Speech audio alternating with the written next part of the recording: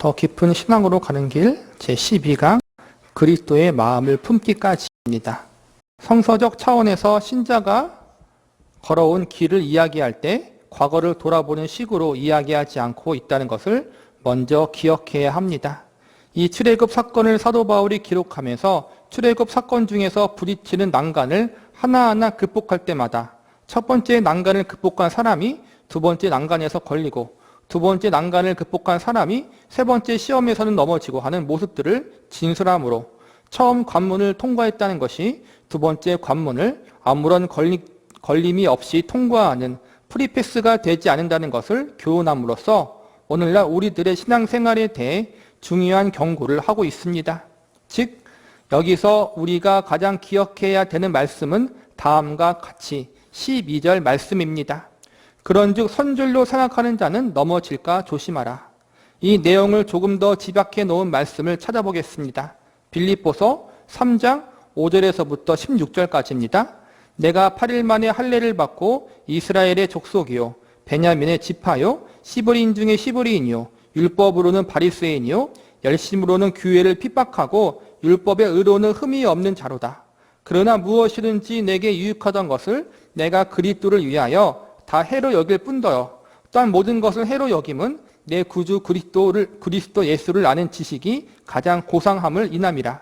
내가 그를 위하여 모든 것을 잃어버리고 배설물로 여김은 그리스도를 얻고 그 안에서 발견되려 함이니 내가 가진 의는 율법에서 난 것이 아니요 오직 그리스도를 믿음으로 말미암은 것이니 곧 믿음으로 하나님께로 난 의라. 내가 그리스도와 그 부활의 권능과 그 고난의 참여함을 알려하여 그의 죽으심을 본받아 어찌하든지 죽은 자 가운데에서 부활에 이르려 하노니 내가 이미 얻었다 함도 아니요 온전히 이루었다 함도 아니라 오직 내가 그리스도 예수께 잡힌 바 된 그것을 잡으려고 쫓아가노라. 형제들아 나는 아직 내가 잡은 줄로 여기지 아니하고 오직 한 일 즉 뒤에 있는 것은 잊어버리고 앞에 있는 것을 잡으려고 표대를 향하여 그리스도 예수 안에서 하나님이 위에서 부르신 부르심의 상을 위하여 쫓아가노라. 그러므로 누구든지 우리 온전히 이룬 자들은 이렇게 생각할지니 만일 무슨 일에 너희가 달리 생각하면 하나님이 이것도 너희에게 나타내시리라. 오직 우리가 어디까지 이르렀든지 그대로 행할 것이라. 여기서도 분명히 뒤를 돌아보지 아니하고 아직 내가 잡았다고 생각하지 아니하고 앞에 있는 것을 잡으려고 쫓아간다라고 말씀합니다. 신앙적인 면, 성서가 이야기하는 신앙적인 자세가 우리 개인이 갖는 신앙적인 자세 사이에서 충돌하는 것이 있다면 우리가 근본적으로 누구인가를 이해하는 데 있어서 성서가 제시하는 것과 우리가 생각하는 것과의 차이가 있다는 의미입니다.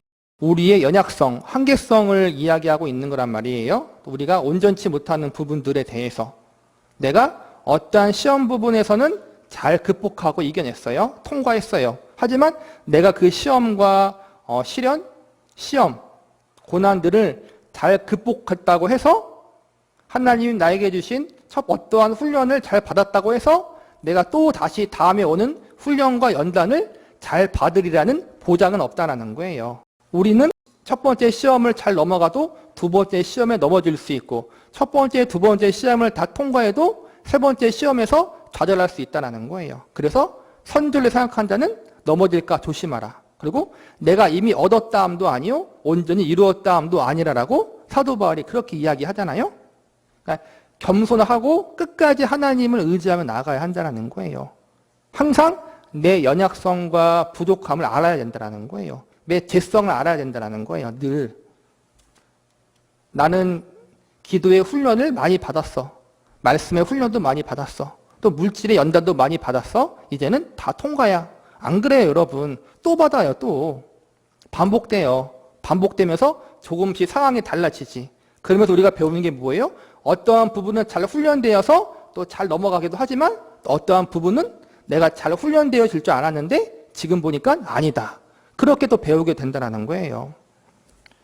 이 모든 걸 통해서 하나님은 결국 내가 나를 의지하지 않도록 만드시고 우리는 우리가 어떤 괜찮은 일을 한다면 나는 원래 괜찮은 사람이었다는 것이 증명되는 것으로 그 사건을 기억합니다. 내가 어떠한 선한 일을 했다든가 내가 기억될 만한 의로운 일을 했다든가 하나님 앞에 칭찬받을 만한 신앙적인 어떠한 승리를 했다든가 하기만 하면 내가 본래 괜찮은 사람이었던 것이 그 사건으로 말미암아 밖으로 드러나게 된 것이라는 생각을 합니다. 그래서 과거에 집착하는 이유 중 하나가 과거에 내가 잘한 일들을 기억함으로써 내가 원래부터 괜찮은 사람이라는 안심을 하기 위해서 과거에 집착한다고 성서는 이야기하는 것입니다. 그래도 과거엔 내가 더 열심히 했는데 지금은 왜 그런가? 물론 좋은 점도 분명히 과거에 내가 잘한 것도 있을 거예요. 그런데 과거와 지금을 돌아보면 지금처럼 과거에도 형편이 없던 것이 있어요, 분명히. 근데 우리는 과거를 추억할 때 내가 연약하고 부족하고 잘못된 것을 더 추억해야 되는데 뭐예요? 내가 잘한 것만 골라서 생각할 때가 많다라는 거예요. 과거에도 나는 형편없는 사람이었고 지금도 형편없는 사람이에요. 과거나 지금이나 우리는 늘 하나님을 의지하며 살아가야 하는 거예요. 그걸 잊지 말자라는 거예요. 그러나 성서가 이야기하는 것은 우리는 그런 착한 자들이 아니고 원래는 마이너스입니다. 죄인으로부터 출발하여 죄밖에 저지를 줄 모르던 상태로부터 하나님의 크신 은혜로 구원을 받아 의와 생명에 대해서 빛을 보기 시작했습니다. 바로 거기에 부름을 받아 이제 조금씩 걸음마를 떼면서 즉 한글을 깨우치고 제2외국어를 배우고 산수 수학을 배우고 그래서 조금씩 커가고 있다고 이야기를 합니다. 그것을 이렇게 말하고 있는 것입니다. 너가 초등학교를 졸업했느냐? 그러면 그것이 끝이 아니다. 너가 초등학교를 졸업했다는 것은 앞으로 중학교, 이어서 고등학교까지 간다는 이야기이지 그것이 너가 똑똑했다는 증거가 되지 않는다. 너가 중학교를 마쳤느냐? 그러면 이제는 고등학교에 들어가야 한다. 그리고 초등학교 때 1등으로 졸업했다고 해서 그 성적이 중학교 때까지 유지가 되는 것은 아니다.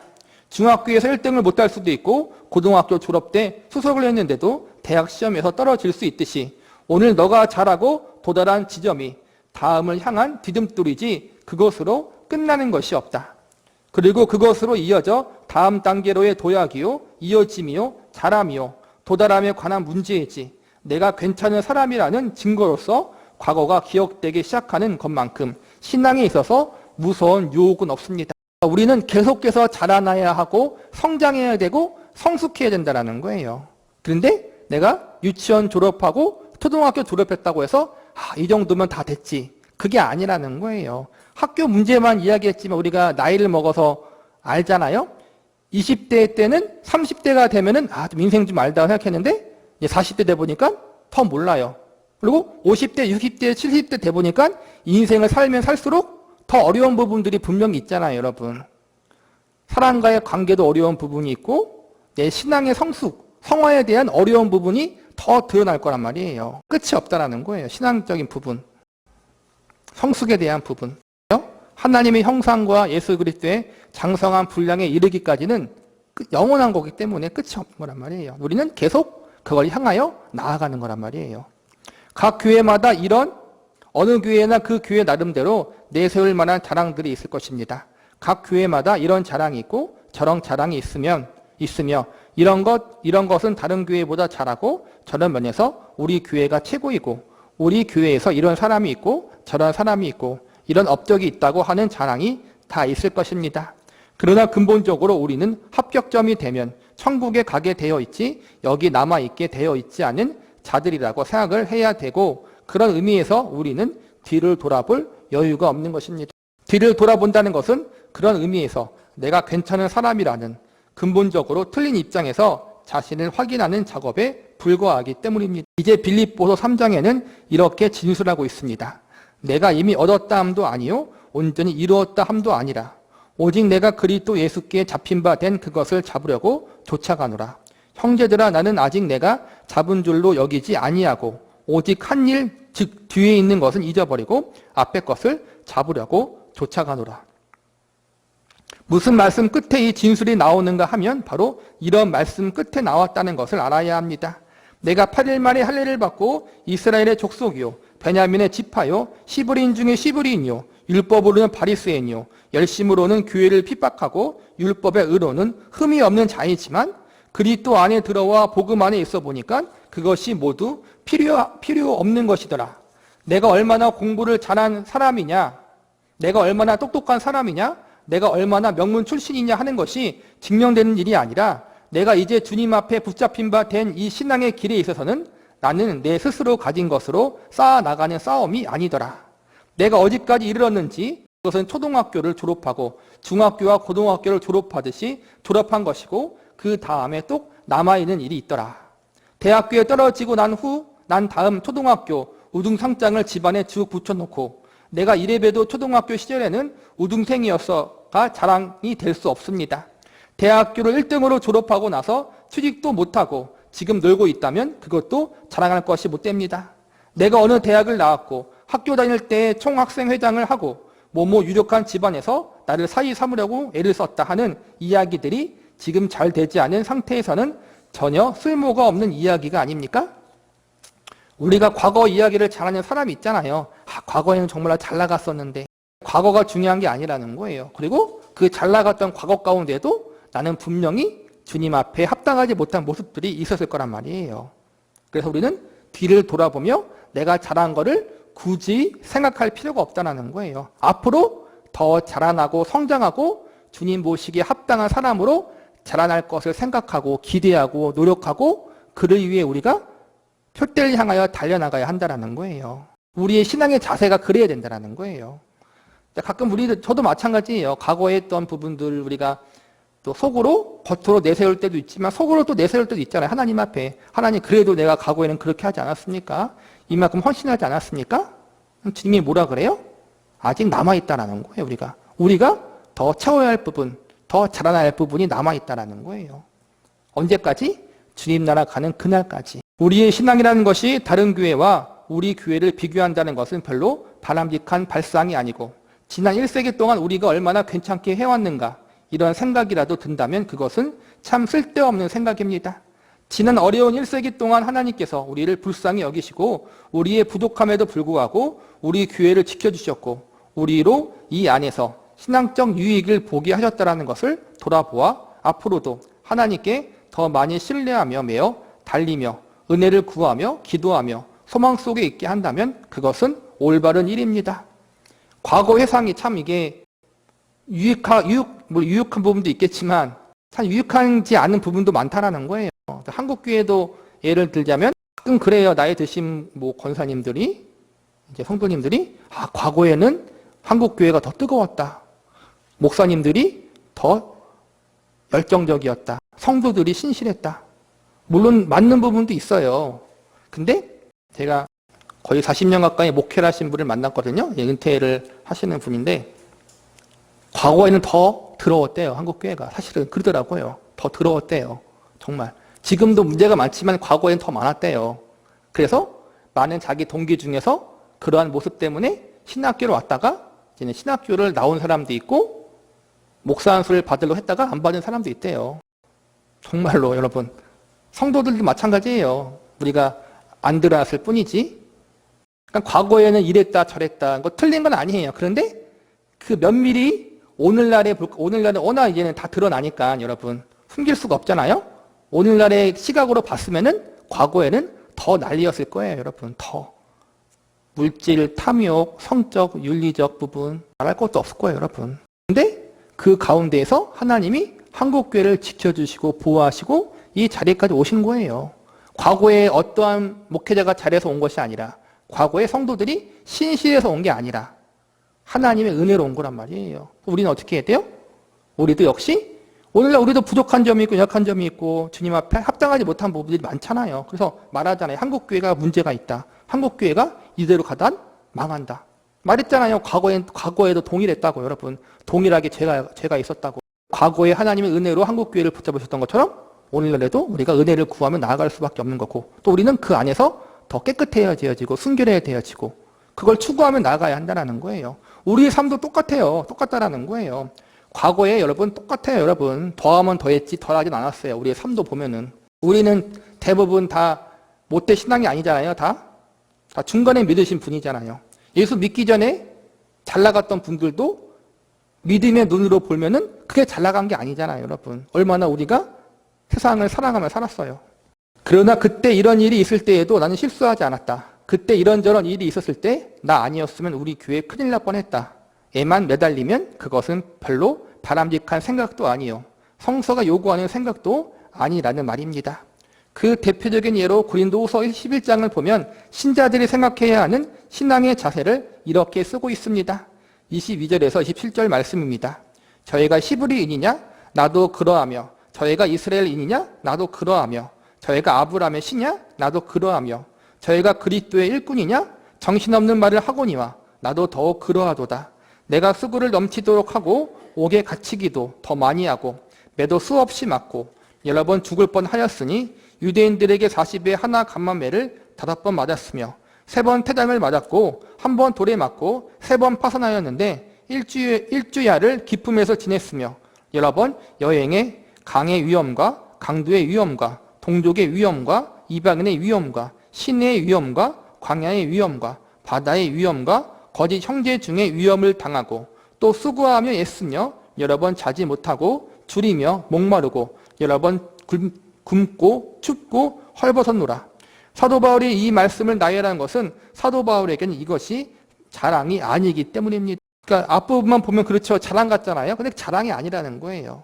내가 얼마나 그리스도를 위해 애썼으며 그 많은 고생과 환난과 핍박에도 불구하고 그를 놓치지 않았는가 하는 것을 지금 나열하고 있는 것이 아닙니다. 이것이 바로 오늘날 우리가 살펴보려고 하는 가장 중요한 신앙의 핵심이요 자세인 것입니다. 이 모든 육신적으로 완전한 유대인이고 율법적으로 하나님 말씀에 따라 살려고 했고 또 그리스도인이 되어서도 주를 위해 모든 걸 바쳤던 사도 바울이지만 그것이 자랑이 아니라는 거예요, 여러분. 오히려 더 내가 주님을 향하여 나아가야 한다는 그 마음이 있다는 거예요. 우리의 마음이 그러한 마음이 되어야 한다는 거예요. 이게 참 자기 자랑이라는 게 자기 의를 내세우는 게 참 그리스도인의 그래도 신실한 그리스도인들이 조심해야 할 부분이에요. 사역자도 마찬가지고 화려한 이력, 화려한 종교적인 열심, 체험 그런 거를 내세울 때가 많거든요. 기독교 신문에 보면 그런 거 많잖아요, 여러분.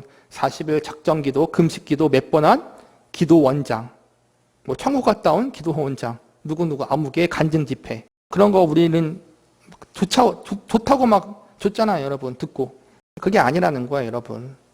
우리는 예수님만 내세우고 예수님만 드러내야 해요. 입에 발린 말이 아니라 정말로 여러분. 20년 전 조스라는 영화가 들어와서 인기리에 방영된 적이 있었습니다. 조스 1편을 보면 상어잡이 하는 사람들끼리 큰 상어 잡기 위해 마을의 해양경비대 보안관과 해양학자와 직업 상어잡이 이렇게 3명이 배를 타고 나갔습니다. 지루한 시간 동안 술을 먹고 옛날 이야기를 하다가 얼마나 자기가 바다, 특히 상어 문제에 있어서 경력이 많은 베테랑인가 하는 이야기를 하는 중에 서로 자신들의 몸에 난 상처를 내보이며 이렇게 말합니다.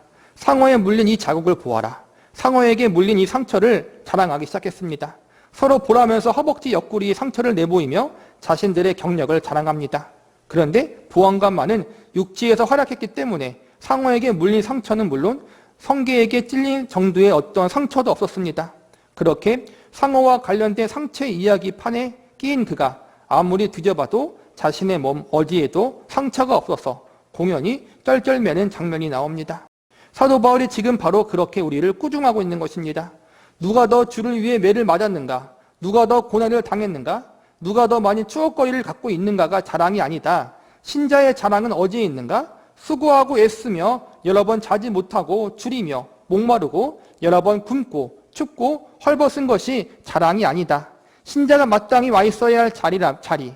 해가 가면 갈수록 달이 가면 달이 갈수록 신자가 자라가야 하는 것은 내가 얼마나 주를 위해 고생했으며 이런 업적을 남기는 것이 아니다. 그리고 이어서 28절 말씀을 보면 바로 이런 자리까지 와야 한다라고 강변합니다. 이 외의 일은 고사하고 오히려 날마다 내 속에 눌리는 일이 있으니 곧 모든 교회를 위하여 염려하는 것이라. 누가 약하면 내가 약하지 아니하며 누가 실족하면 내가 애타지 않더냐. 그렇습니다. 누가 약하면 내가 약하지 아니하며 누가 실족하게 되면 내가 애타지 않더냐입니다.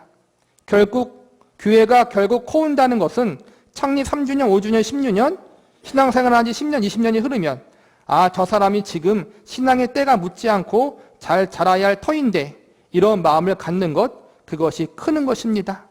그것이 교회가 멋지게 자라나고 있는 것입니다. 그러니까 뭐냐면은 성장하고 내가 성숙했다라는 것이 증거가 뭐냐면은 과거를 돌아보면 내가 이렇게 많이 주를 위해 희생했다가 아니라 그걸 자랑하려는 마음, 드러내려는 마음이 아니라 뭐예요? 이쯤 되면은 새신자들이 이러한 시험이 올 텐데 한 10년 정도 신앙생활을 했으면 이제는 이러한 어려움이 올 텐데 잘 이겨낼 수 있을까? 내가 그들을 위해 기도해야지. 내가 도울 건 없을까? 내가 이미 지나왔잖아요, 그 길을. 그러면은 후배들이 그 길을 똑같이 올 거잖아요. 그러면은 조금씩 모양은 다르지만 시기에 따라 어떠한 과정을 따라서 분명히 경험해야 할 연단들이 있다는 거예요. 신앙에 성숙한 사람들은 이젠 그게 보인다라는 거예요. 이때쯤 되면 이런 문제가 있겠네? 내가 그 사람을 더 위로하고 격려해야겠다. 그게 군대에서는 짬밥이라 그러거든요. 그게 신앙의 짬밥이라는 거예요, 여러분. 성숙이 그거라는 거예요. 이제 목회 10년 했어? 한 20년, 30년 해봐야지 몰지 말어. 그렇게 말하는 것이 아니라 이때쯤 되면은 이런 어려움이 있을 거야. 이럴 때는 이렇게 해야 되는데 잘 기도하면 내가 기도하면서 옆에서 중보할게. 힘내. 그렇게 위로하고 격려해주고 이끌어줄 수 있는 것이 신앙의 성숙이라는 거예요, 여러분. 그게 우리가 추구하고 바라야 할 거라는 거예요. 어떤 이가 시험에 들고 어떤 이가 약해지면 내 마음이 아픈 거예요. 나도 그랬지? 더 기도해야겠다. 어떻게 하면 그 사람을 낙심의 자리에서 다시 일어설 수 있도록 도울까? 그런 고민과 염려를 하는 게 신앙의 성숙이라는 거예요, 여러분. 나도 그랬어. 너도 잘 해봐. 그게 아니라는 거예요. 우리는 이 부분이 약해요. 이런 마음을 갖는 것, 그것이 교회가 멋지게 자라나고 있는 것입니다. 에이, 뭘 그까지 상처 가지고 그래. 당신은 지금 왼쪽 허벅지만 성화에 물렸지? 나는 그때 양쪽으로 물렸어. 자, 여기 이 징그러운 흉터를 보라고. 이렇게 스테레오로 물렸단 말이야. 그때 얼마나 아팠는지 당신은 알기나 해? 그때 내가 이를 악물고 울음을 참는 것을 생각하면 지금도 몸서리가 나. 그 정도였어도 나는 그때 아무한테도 이야기하지 않고 혼자 이겨냈어. 당신은 뭘 그 정도 가지고 징징거려 창피하게. 이러지 말라는 거예요. 찔리지 않으세요, 여러분? 우리가 다 이랬잖아요, 여러분. 다. 나는 한 번도 주일 빠진 적이 없어. 힘들어도 내가 11조를 꼭 내. 내가 어려워도 주를 위해 이것은 한단 말이야. 너도 해. 우리는 다 그러고 앉았어요. 근데 그게 신앙의 성숙이 아니래요, 여러분. 우리는 그동안 그런 부분에 대해서 너무 몰라고 무지했다라는 거예요. 교회만 오래 다녔지 신앙의 선배로서 성숙한 하나님의 성도로서 어떻게 살아야 되고 어떻게 나아가야 하는지를 잘 몰랐다라는 거예요. 교회가 큰다는 것은 무엇입니까? 누가 약하면 내가 약하지 않으면 누가 실족하게 되면 내가 애타지 않더냐라고 가야 합니다. 누가 넘어지면 그 넘어짐이 내 아픔이 되고 누가 실족하면은 내가 마음이 더 고통스럽다라는 거예요. 이와는 반대로 하고 나오는 것은 교회가 망하는 것입니다. 신앙상에 어떠한 문제가 생겼을 때 교회 원로들이나 신앙 경력이 긴 사람을 찾아가 상담을 하고 싶습니다. 그러나 무슨 까닭인지 신앙생활을 오래 한 사람일수록 찾아가서 이야기하기가 싫습니다. 이게 우리의 문제예요, 여러분. 저도 마찬가지지만 이게 우리의 문제예요. 신앙의 연륜이 깊을수록 장로가 되고 권사가 되고 원로 목사가 되고 또 오래된 20년, 30년 되는 이제 성도가 될수록 뭐가 있어야 돼요? 인격과 인품이 돼야 돼요, 여러분. 사실은. 그래서 후배들이 신앙생활은 비슷해요. 다 우리가 고난은 선택이 아니라 필수라고 배웠잖아요. 우리가 하나님이 은혜를 주신 것은 고난받으라고 주신 거잖아요. 내가 당했던 그 고난을 후배들도 동일하게 겪고 있어요. 얼마나 힘들겠어요. 그래서 우리 신앙의 선배를 찾아와서 이런 어려움이 있습니다. 이런 아픔이 있습니다. 할 때 우리는 뭐예요? 같이 아파하고 같이 위로해 줘야 된다는 거예요. 답을 이야기하는 것이 아니라, 물론 답을 이야기할 부분도 있어요. 그런데 그게 답을 이야기하는 게 정답은 아니라는 거예요. 정답이 사람을 죽여요. 더 기도해야지. 더 우리가 참아봐야지. 누가 몰라요, 여러분? 그게 아니잖아요. 답답해서 말하는 거잖아요, 여러분. 어려운 일이 있어 이야기를 꺼내 상담을 구하면 그까짓 거 가지고 뭘 그래. 나는 그보다 더한 것도 겪었으나 다 이기고 살았어. 이게 우리가 하는 말이잖아요, 여러분. 이러지 말자라는 거예요. 글쎄, 물론 당신은 다 지나간 이야기지만 나는 지금 당하고 있는 현실적인 아픔이 있어서 어떤 위로도 받고 이 문제에 있어서 적어도 내 편이 되어 주셨으면 해서 이야기하는 것입니다. 이렇게 절박하게 도움을 청하는데 반응이 이런다면 가슴에 상처와 멍해를 안고 있는 성도들이 누구를 찾아가 이야기하고 도움의 손을 내밀 수 있겠습니까? 우리가 그러한 자리로 가야 한다는 거예요. 우리가 성숙한 신앙의 선배가 돼야 돼요. 정말로. 우리가 그러한 거를 못 받아봤잖아요. 그런 부분들, 우리가 못 받아하는 부분들을 우리가 이제 후배들에게 해줘야 돼요. 여러분, 나는 과거에 그렇게 못 살았어가 아니라 내가 그런 걸 못 누리고 살았으니, 그러한 신앙 선배들의 위로와 격려를 내가 못 받고 살았으니 나라도 그러한 신앙 선배가 되어서 후배들을 이끌어 가야겠다. 잘 도와줘야겠다. 섬겨야겠다. 격려해야겠다. 세워야겠다. 우리가 그러한 신앙의 선배가 되어야 한다는 거예요. 지적질만 하지 말고. 우리가 우리의 자녀들을 제일 잘못 가르친 것 중 하나가 바로 이런 이유가 아닐까요? 이 점수가 도대체 뭐니? 엄마 아빠는 초등학교 다닐 때 시험만 쳤다 하면 늘 100점만 맞았어. 그런데 너는 왜 점수가 밤낮 99점이니? 그런 아이가 드디어 3학년 때부터 속지 않습니다. 우리 엄마 아빠가 초등학교 다닐 때 시험만 쳤다면 날마다 100점만 맞았는데 옆집 친구 아빠는 초등학교 때 몇 점 맞았기에 우리 아빠보다 더 계급이 높아. 그때 시험 문제는 각자 자기 이름 쓰기였나? 어떻게 우리 엄마 아빠는 날마다 100점만 맞아? 이렇게 됩니다. 어떻게 우리의 신앙이 고작 나는 그때 이랬었지 이런 이야기밖에 없습니까? 나는 그때 그렇게 하지 않았어. 나에게 그따위 일은 1도 아니었지. 왜 그렇게 모두 다 나는 족속이 다르다 이렇게 되는가 말입니다. 흘러온 신앙 경력이 쌓이면 쌓일수록 왜 나는 다르다가 되는 것입니까? 나는 40에 하나 감한매를 5번 맞고 여러 번 죽을 뻔하고 물에도 빠지고 불에도 빠졌다라고 이렇게 비교를 해야 되는가 하는 것입니다. 그러나 성서는 참 신앙이란 그렇게 해온 것들이 지금 나로 하여금 누가 약하면 내가 약하지 아니하며 누가 실족하면 내가 애타지 않더냐로 와 있지 않다면 그 교회는 30년, 50년이 되었다고 자랑할 것이 없으며 그 신앙은 100년, 200년이 되었다고 자랑할 것이 없다고 지적하는 것입니다. 그러니까 우리의 신앙의 성숙이라는 것이 교회만 오래 다니고 신앙의 짬밥만 생긴다고 되는 것이 아니라 정말 신앙이 성숙한 사람, 연륜이 있는 사람은 상대방을 이해하고 그 사람의 마음을 품어줄 수 있는 자리에까지 가야 한다는 거예요. 내가 산전수전 다 겪었다고 해서 그것이 나에게 자랑이 되거나 다른 사람들에게 나도 그렇게 겪었으니 너도 그렇게 겪는 것을 잘 이겨내야 한다. 이걸로 끝나지 않고 나도 그 아픔을 겪어봤으니까 상대방이 동일한 아픔을 겪었을 때 정말 힘들겠구나. 정말 어렵겠구나라고 그 사람의 마음을 이해해주고 품어주고 위로해줄 수 있는 자리로 우리가 가야 한다는 거예요. 많이 겪었다는 것은 많이 이해할 수 있다는 거예요. 우리는 많이 경험하고 많이 겪었지만 그것을 이해하는 자리에까지 가지 못할 때가 많아요. 나도 그걸 겪었어. 나는 그때 아무 말 하지 않고 잘 이겨냈는데 너는 왜 그러지 못하고 있니?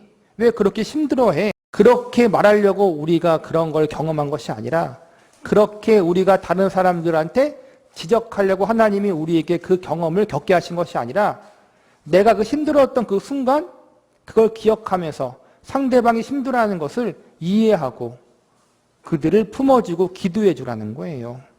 그게 신앙의 선배의 역할이라는 거예요. 그리고 하나님이 우리에게 경험케 한 이유 중 하나라는 거고. 이제 첫 본문인 고린도전서 10장 되돌아가 봅시다. 그곳에서 가장 강조하는 것이 바로 이것입니다. 나는 홍해도 건넜다. 나는 모든 사람들이 아론이 만든 금송아지를 섬길 때에도 나는 섬기지 않고 버텼다. 나는 간음할 때에도 다 거부하고 거기서도 살아남았다. 그래서 누가 무슨 잘못을 하면 너는 왜 그러느냐? 나는 안 그랬다. 이렇게 나오는 이것이 교회에서 쌓아야 할 신앙의 본질이 아니라는 것입니다. 신자들이 서로 주고받아야 할 신앙상의 가장 큰 격려와 나눔이 아니라는 것입니다. 우리의 나눔은 나는 어떻게 그때 그런 문제들을 해결했으며 승리했으며 실족하지 않았는가의 자랑이 아니라 그런 모든 것을 거쳐서 그것에 넘어졌든지 일어났든지 간에 지금 누가 약하면 나도 약하고 누가 실족하면 내가 애타는 것으로 와 있어야 합니다. 그러니까 우리가 경험했던 신앙의 연륜들, 경험들, 여러 사건들이 나는 그때 잘했어, 나는 그때 잘 이겨냈어, 이렇게 자랑하려고 겪는 것이 아니라 그 경험을 통해서 나의 후배들이, 나의 뒤를 따라오는 많은 사람들이 동일한 아픔과 동일한 고통을 당할 때 그 마음을 같이 이해해주고 같이 애타는 마음을 갖고 있는 자리에까지 우리가 가야 한다는 거예요. 나눔이라는 게 그거라는 거예요. 나는 그때 잘 이겨냈어. 그게 끝이 아니라 나도 그때 정말 힘들었어. 너도 지금 힘들지? 내가 기도할게. 같이 잘 이겨내보자. 그렇게 말할 수 있는 자리에까지 우리가 가는 게 중요하다는 거예요. 한국교회는 지난 1세기 동안 교회적으로 여러 가지 풍상을 겪었습니다. 이런저런 문제로 상처받는 일들도 있었고 우리가 함께 운 일도 있었고 안타까워한 일도 있었고 서로 뜻을 달리해서 나뉘는 일도 있었습니다. 그래서 지금 돌아와 그때 나는 이랬다. 그런데 당신은 나와 다르게 그렇게 했다. 그 때문에 얼마나 낭패를 보았는지 알지? 그때 이랬던 나는 그래서 잘났지만 그때 당신은 그래서 못났다. 이런 것으로 우리의 추억이 되짚어진다면 그것은 얼마나 불행한 일인가 하는 것입니다. 이제 그 모든 일을 겪음으로써 우리가 느낀 것이 무엇입니까? 우리가 얻은 것이 무엇입니까? 이러한 질문을 던지는 것이 성서가 우리에게 요구하는 것입니다. 그 아픔, 그 고난, 그 실패, 그 성공, 이 모든 걸 겪으면서 우리가 배운 것이 무엇이냐는 거예요. 그 배우는 것은 뭐예요? 나의 그 아픔이 우리의 후배들에게도 동일하게 있고 내가 겪었던 그 고난들이 우리의 후배들에게도 동일하게 있을 텐데 그걸 겪고 있는 그들이 내가 그때는 어땠는가를 생각하면서 그들에게 힘이 되어주고 위로자가 되어주고 격려자가 되어주고 그들을 잘 이끌고 도와줄 수 있는 그러한 성숙한 신앙의 선배가 되는 그러한 자리로 우리가 가야 한다는 거예요. 하나님이 그냥 겪게 하신 것이 아니라는 거예요. 우리가 이제 얻은 것이 무엇입니까? 나는 주를 위하여 이만큼 고생했다. 나는 한 번도 내 중심이 흔들린 적이 없다. 이렇게 가야 합니다. 그러니까 이것은 상대방에게 자랑하는 것이 아니라 그냥 하나님과 나 사이에서 끝나라는 거예요. 하나님, 내가 이만큼 주를 위해 고생했습니다. 내가 이만큼 중심을 주님께 드렸습니다를 다른 사람에게 이야기하지 말고 나와 하나님 사이에서 끝내라는 거예요. 드러내지 말고. 그런데 우리는 이렇게 가고 있지 않습니다. 지금 내가 주를 사랑한다고 하면서 언제나 나를 의지하고 있습니다. 나를 드러낸다는 거예요. 자꾸. 연약한 자가 갖는 연약한 믿음에 대하여 안타까움을 갖고 있지도 않고 오히려 그 앞에 심판자로 서 있습니다. 나아가 내가 상대를 이래라 저래라 충고하고 판단하고 명령하고 잘난 척하는 교만한 자로 그의 앞길을 완강하게 막고 있습니다. 바로 이러한 것들을 돌이켜봐야 하고 회개해야 합니다. 이게 신앙의 연륜이에요. 이걸 알아가고 이 부분에서 내가 부족한 것을 알고 회개하고 그러한 통찰력이 있는 것이 신앙의 성숙이라는 거예요. 내가 잘났다라는 통찰력이 아니라 내가 더 주님 앞에 자라야 되고 또 우리의 신앙의 후배들에게 더 이러한 부분들을 케어해주고 위로해주고 잘 이끌어야 하는데 내가 그러지 못한 것을 발견하는 것이 신앙의 통찰력이고 그게 성숙이라는 거예요. 그래서 사도 바울은 이 앞에 있었던 이야기들 40에 하나 감한 매를 5번 맞고 3번 태장으로 맞고 1번 돌로 맞고 3번 파선하고 이러한 모든 것들을 자랑하기 위해 쓰지 않고 있다는 것을 알아야 합니다. 오히려 사도 바울은 다음과 같은 것들을 자랑합니다. 30절 말씀부터 보면 내가 부득불 자랑할진대 나 약한 것을 자랑하리라. 주 예수 아버지의 영원히 찬송할 하나님이 나의 거짓 아니하는 줄을 아시느니라. 다메섹에서 아레 다왕의 방백이 나를 잡으려고 다메섹 성을 지킬세. 내가 강쥐를 타고 들창문으로 성벽을 내려가 그 손에서 벗어나노라. 사도 바울이 자랑할 것이 있다면 주를 위하여 내가 얼마나 고생했느냐, 내가 얼마나 큰 능력을 행했느냐가 아니라 그의 약한 것을 자랑합니다. 다메섹 왕이 그를 잡으려고 할 때 그가 강주리를 타고 성을 벗어나서 밖으로 도망갔습니다. 우리에게 오히려 자신이 치사하고 연약하고 사람들에게 놀림받기에 꼭 좋은 이야기를 끄집어 내어놓은 것은 우리가 걷는 길에서 우리가 얻어야 할 것이 무엇인가를 그가 분명히 알려주기를 원하기 때문입니다. 사람과 사람 사이에서 각자의 자존심을 세우고 각자의 우월감을 증명하는 것이 신앙을 소유하는데 얼마나 방해가 되는 것인지 알기 때문에 그리고 얼마나 쉽게 우리가 거기 말려 들어갈 수 있는 인간인가를 알기 때문에 그는 이 문제를 이렇게 강조하고 있는 것입니다. 사도 바울로서는 부끄러운 경험을 이야기하는 거예요.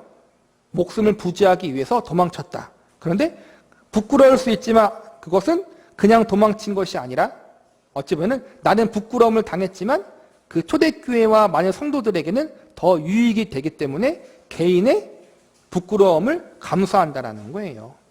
그러니까 우리가 우리의 자랑을 위해서 생명 바치고 내 자존심을 위해서 무언가를 하는 것이 아니라 내가 치사하고 부끄럽지만 다른 사람을 세우기 위해서 내가 낮아져야 하고 때로는 그 부끄러움과 손해를 감수할 수 있는 자리에까지 가는 게 신앙의 성숙이라는 거예요. 이 교회에서 신자들이 얼마나 이익을 얻으며 하나님의 칭찬을 받는가에 대해서는 교회에 출석하는 성도들이 그 교회의 분위기를 어떻게 만드느냐에 달려 있습니다.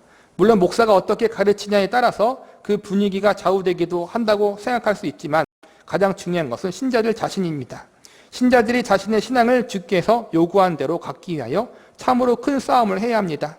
이러한 설교를 듣는 것도 중요하겠지만 이것을 신자들 자신의 생애에 신앙생활과 실천과 자세로 가지는 여기에 사도 바울이 말씀한 것처럼 나의 약한 것을 자랑하리라는 이 커다란 신앙적 결단과 애씀 없이는 얻어지지 않는 신앙의 중요한 싸움이라는 것을 기억해야 합니다. 자기를 보호하고 자기를 증명하기 위하여 같이 신앙생활을 하는 다른 사람을 방해할 수 있으며 그리스도의 영광까지도 가릴 수 있는 존재라는 것을 늘 우리가 우리 자신에 대해서 깨우치고 깨어 있어야 합니다. 그러니까 우리의 본 존재가 이러한 존재라는 거예요. 나를 보호하고 나를 드러내기 위해서 다른 사람들의 신앙을 방해할 수 있고 막을 수 있고 실족하게 할 수 있고 심지어는 그리스도의 영광까지도 가릴 수 있게 하는 악하고 악한 죄인이라는 거예요.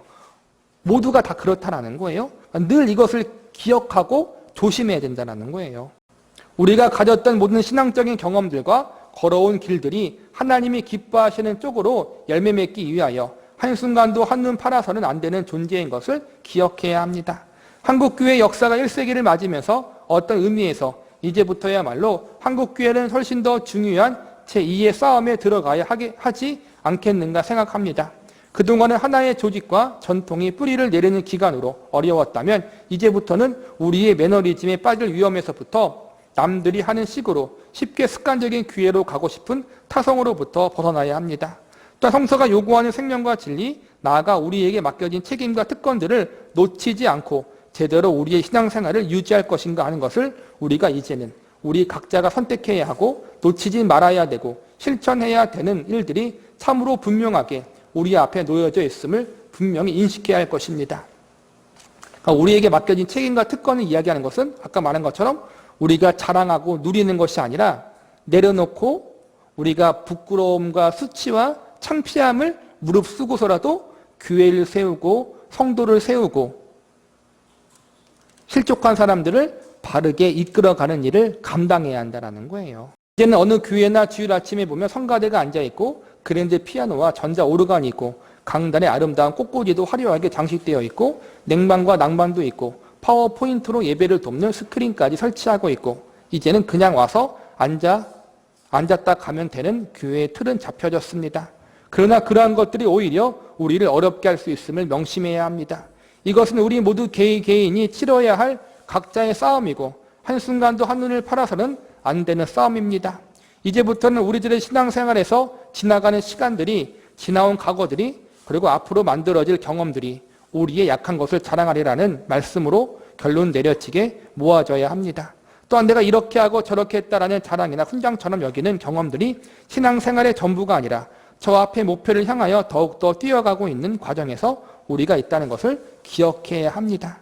그리고 그 목표라는 것은 더욱더 남보다 내가 잘나느냐를 구별하는 싸움이 아니라 남과의 경쟁의 싸움이 아니고 남의 약한 것을 보면 나도 약해지고 남이 실족한 것으로 인하여 내가 애타하는 그리스도의 마음을 품는 자리로 가는 것이라는 것을 우리가 한순간도 빼앗기지 말기로 해야 할 것입니다. 성숙이란 이거라는 거예요. 다른 사람의 약함, 다른 사람의 실족이 내 아픔이 되어야 하고 다른 사람의 허물이 내 눈물이 되어야 한다는 거예요. 우리가 한국교회에 대해서 많이 비판하잖아요. 비판하는 건 좋아요. 나쁜 게 아니에요. 하지만 그 비판이 내 아픔이 되고 고통이 되어야 한다는 거예요.